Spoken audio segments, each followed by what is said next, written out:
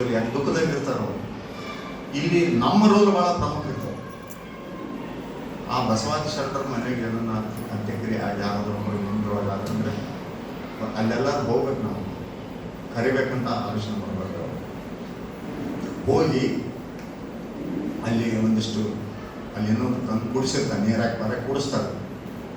ಹೋಗಿ ಒಂದಿಷ್ಟು ಭಸ್ಮಧಾರಣೆ ಮಾಡಿ ಅವ್ರಿಗೊಂದಿಷ್ಟು ಅಲ್ಲಿ ನಿಂತು ವಚನಗಳನ್ನ ಹೇಳಿ ಮಾಡಿ ನಂತರದಲ್ಲಿ ಅಂತ್ಯಕ್ರಿಯೆ ನೀವೇ ಮಾಡ್ರಂತ ಅವ್ರ ಮನೆಯವರು ಅಪೇಕ್ಷೆ ಪಟ್ಟರೆ ಅದನ್ನು ಮಾಡಿಕೊಡ್ಬೇಕು. ಅಲ್ಲಿ ಹೋಗಿ ಏನು ಕುಂಡಿ ತೆಗಿತಾರಲ್ಲ ಅಲ್ಲಿ ಸ್ಟೆಪ್ಸ್ಗಳನ್ನ 6 ಸ್ಟೆಪ್ಸ್ ಮಾಡಿಸ್ಬೇಕು.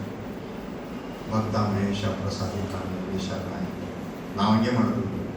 ಮತ್ತು ಅಲ್ಲಿ ಕೆಲವು ಇದನ್ನ ಕಟ್ ಮಾಡಿಸಿರ್ತೀವಿ ನಾವು, ಬ್ಯಾನೆಟ್ ಪೇಪರ್ ಕಟ್ ಮಾಡಿಸಿ ಅವ್ನು ಹೋಗಿ ಮಳೆ ತಗೊಳ್ಳೋದು ಹೊಡೆದು ಬಿಡೋದು ಅಷ್ಟೇ. ಒಂದು 300-400 ರೂಪಾಯಿ ತಗೊಂತಾರೆ ಅದಕ್ಕೆ 6ಕ್ಕೆ ಅಂತ ತಗೊಂಡು ಅದನ್ನ ರೆಡಿ ಮಾಡೋದು.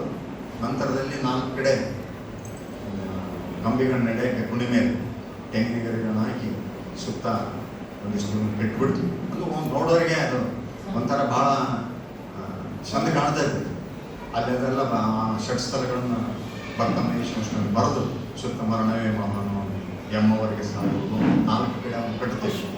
ಕಟ್ಟಿದ ಮೇಲೆ ಅದನ್ನು ತೊಗೊಂಡು ಹೋಗೋದನ್ನು ಸಹಿತ ವಚನ ಹೇಳೋಕ್ಕಿಂತ ತೊಗೊಂಡು ತಗೊಂಡೋಗಿ ಅಲ್ಲಿ ಕುಂದಿರಿಸಿ ಮತ್ತೆ ಮೇಲೆ ಪೂಜೆ ಮಾಡಿಸಿ ವಚನಗಳನ್ನು ಹೇಳಿ ಭಸ್ಮಧಾರಣೆ ಮತ್ತು ಭಾವೋದಕ ಅದೆಲ್ಲ ನಡೀತದೆ. ಭಾವೋದಕ ಮಾಡೋದು, ಭಸ್ಮಧಾರಣೆ ಮಾಡೋದು ಅದೆಲ್ಲ ಮಾಡಿ ಅವರ ವಾರಸುದಾರರು ಅವ್ರು ಕರ್ಕೊಂಡು ಅವ್ರ ಕಡೆಯಿಂದನೇ ಮಾಡಿಸೋದು. ಮಾಡಿಸಿ ಅವರಿಗೆ ಇದ್ರ ಬಗ್ಗೆ ಸ್ವಲ್ಪ ತಿಳುವಳಿಕೆ ಕೊಟ್ಟು ಎಲ್ಲಿಯೂ ಸಹಿತ ಯಾರು ಅಳೋದು ಪಳೋದು ಮಾಡ್ತಿರ್ತಾರೆ ಸಹಜವಾಗಿ. ಆ ಸಂದರ್ಭದಲ್ಲಿ ಯಾರು ಸಹಿತ ಆ ಥರ ಅಳಬೇಡ್ರಿ ಸತ್ಯ ಅಂತ ಹೇಳೋದು. ಯಾಕಂದ್ರೆ ಒಮ್ಮಿಂದೊಮ್ಮೆ ಪೂರ ಅಳೋದು ಬೇಡ ಅಂದರು ಮತ್ತು ಮನೆಯೊಳಗೆ ದುಃಖ ಇರ್ತದೆ, ಅದೇನು ಮಾಡೋಕ್ಕಾಗಲ್ಲ. ಆ ರೀತಿ ಮಾಡಿ ಒಂದಿಷ್ಟು ನಾವೆಲ್ಲರೂ ಸೇರಿ ವಚನಗಳನ್ನ ಹಾಡಿ ಭಾವವನ್ನು ನಿರ್ಮಾಣ ಮಾಡಬೇಕು. ಆ ಭಾವನ ನಿರ್ಮಾಣ ಮಾಡಿ ಇಷ್ಟರ ಅಂತ್ಯಕ್ರಿಯೆ ಮಾಡ್ರಿ. ಮನೆಯೊಳಗೆ ಎಷ್ಟು ಖುಷಿ ಪಡ್ತಾರೆ ಅಂದರೆ ಇಷ್ಟು ಚಂದ ಯಾರು ಮಾಡೋದಲ್ರಿ ನೀವು ಅಂತ್ಯಕ್ರಿಯೆ. ನಮ್ಮಷ್ಟು ಚಂದ ಯಾರು ಮಾಡೋದಲ್ಲ. ಯಾರಾದ್ರೂ ಸ್ವಾಮಿಯರು ಬಂದ್ರೆ ಅಂತ ತಿಳ್ಕೊಳ್ಳಿ, ಅವ್ರು ಕರೆಸಿರ್ತಾರೆ. ಅವ್ರು ಕರ್ಲಿಕ್ಕೂ ಸ್ವಾಮಿಯರು ಬಂದ್ಬಿಡ್ತಾರೆ. ಯಾಕಂದ್ರೆ ಅವ್ರಿಗೆ ಕೆಲವು ಇರ್ತವೆ ಕಾಣಿಕೆ ಕೊಡೋದು ಕೊಡಲಿ ಅಂತ ತಪ್ಪೇನಿಲ್ಲ. ಯಾಕಂದ್ರೆ ಒಂದು ಪರಂಪರೆ ಮಾಡಿಕೊಂಡು ಬಂದಾರ ಕೊಡಲಿ, ಅವ್ರನ್ನ ಕರ್ಕೊಟ್ರ ಜೊತೆ ತಪ್ಪೇನಿಲ್ಲ. ಅವರೆಲ್ಲ ಮಾಡ್ತಾರಲ್ರಲ್ಲಿ ಅವ್ರು ನಮ್ಮ ವಚನ ಸಾಹಿತ್ಯ ಬಿಟ್ಟು ಬೇರೆ ಏನಾದ್ರೂ ಅದೇ ಒಂದು ಮಾಡಿದ್ರೆ ನೀವು ಅವೇ ಇದಾವೆ. ಹೌದಲ್ರು ಅವೇ ಇದಾವೆ. ಆದ್ರೆ ಅರ್ಥ ತಿಳಿಲಾರ್ದ ಆಡ್ತಾರ ಅಷ್ಟೇ.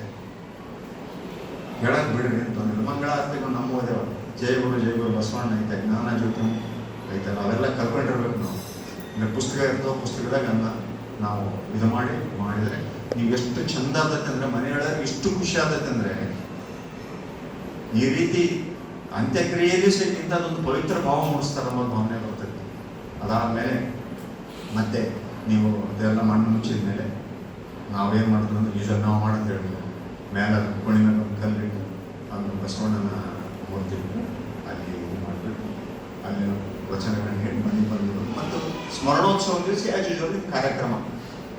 ಸ್ಮರಣೋತ್ಸವ ದಿವಸ ಚಿಂತನೆ, ಅವ್ರ ಫೋಟೋ ಇಟ್ಟು ಮತ್ತು ಬಸವಣ್ಣನ ಫೋಟೋ ಇಟ್ಟು ಚಿಂತನೆ ಮಾಡಿ ಒಂದು ಯಾರು ಗೆಸ್ಟ್ ತರಿಸಿ ಒಂದು ತಾಸು 1.5 ತಾಸು ಚಿಂತನೆ ಮಾಡಿ ಪ್ರಸಾದ ಮಾಡಿಸಿ ಮತ್ತು ಪ್ರಸಾದ ಚೆಲ್ಲಬೇಡ್ರಿ ಅಂತ ಹೇಳಿ ಅವ್ರ ಮನೆಯವರಿಗೆ ಅವರು ಶಾಶ್ವತವಾಗಿ ಜೀವನ ಎಲ್ಲ ಹೃದಯದಲ್ಲಿ ನೆಲೆಸಿದ್ದಾರೆ ಅಂತ ಹೇಳಿ ಅವರ ನೆನಪುಗಳನ್ನು ಸತತವಾಗಿ ಆ ರೀತಿ ಮಾಡುವಂತೆ ಮಾಡಿ ಬಂದ್ಬಿಡ್ತಕ್ಕಂಥದ್ದು. ಇದರಿಂದ ಏನು ನಮಗೆ ಪ್ರಯೋಜನ? ಪ್ರತಿಕ್ರಿಯೆಯಲ್ಲಿ ಸಹಿತ ಶರಣ ತತ್ವವನ್ನು ನೆನಪು ಮಾಡಿದಂಥದ್ದೊಂದು ಕೆಲಸ ಆಗಿದೆ.